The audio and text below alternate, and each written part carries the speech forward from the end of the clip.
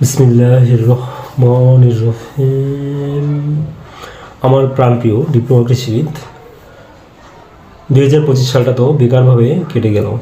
2026 সালটা যেন তোমাদের কারো বেকারভাবে না কাটে, সেইভাবে তৈরি হও। তোমরা যারা অষ্টম পর্বে যারা বের হবে, অর্থাৎ তোমাদের কিন্তু কিছুদিন পরে কিন্তু রেজাল্ট প্রকাশ করবে, তাহলে তোমরা কিন্তু স্বীকৃতপ্রাপ্ত ডিপ্লোমা কৃষিবিদ হিসাবে আত্মপ্রকাশ করবে। তোমরাও যেমন আবেদন করতে পারবে, ঠিক তেমনি 2024-25 তোমরা তো 25-এর ব্যাচ, 24, 23, 22, 21, 20, ঠিক আছে, 19, 18, 17, 16, 15, 14, 13, 12 যাদের বয়স আছে, যাদের 12, এক কথা যারা বেকার রয়েছে প্রত্যেকেই কিন্তু আবেদন করার সুযোগ পাবে।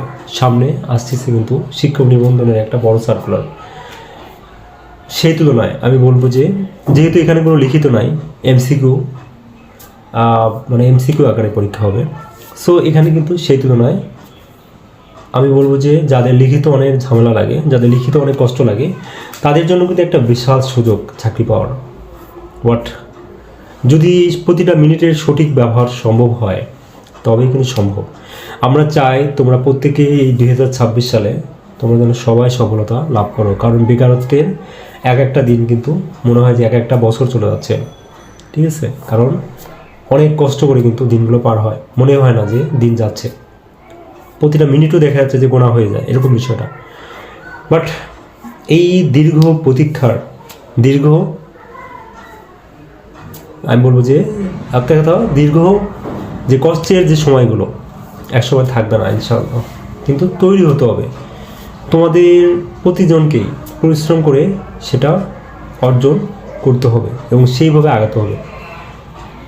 জাস্ট এটাই যে কঠোরভাবে লেগে থাকতে হবে, মহান আল্লাহ পাকের উপর ভরসা করে প্রতিটা মিনিটের যদি সঠিক ব্যবহার করো, আমরা বলবো সবাই সফলতা লাভ করতে পারবে। আর তোমাদের পাশে কিন্তু আমরা সীমান্ত কোচিং সবসময় তোমাদের পাশে রয়েছি। যে কোনো প্রয়োজনে, যে কোনো বিষয়ে আমাদের ফোন দিতে পারো। এবং আমরা কিন্তু এটাও বলছি যে চাকরি যতদিন হয়নি আমরা ততদিন তোমাদেরকে আমরা তৈরি করব। এক কথা, তোমার চাকরি যতদিন হয়নি ততদিন আমরা পড়াবো, তোমাকে গড়ে তোলার দায়িত্ব আমাদের। তোমাদের প্রত্যেককে, প্রিয় ডিপ্লোমা কৃষিবিদ, তোমাদের প্রত্যেককে চাই আমরা, তোমরা যেন সবাই যেন একজন প্রতিষ্ঠিত হতে পারো, একজন সফল ব্যক্তি হতে পারো। তোমাদের যেন কারোর উপরে, এতদিন তো আব্বু আম্মুর উপরে নির্ভর করে তোমরা রয়েছো, অনেকেই বড় ভাই বা বড় আপু, অনেক যাই হোক যারা অন্যের উপর নির্ভরশীল রয়েছো, তাই না? এরকম যেন কারোর উপরে কখনো যেন কারোর উপরে নির্ভর থাকতে না হয়, নিজে যেন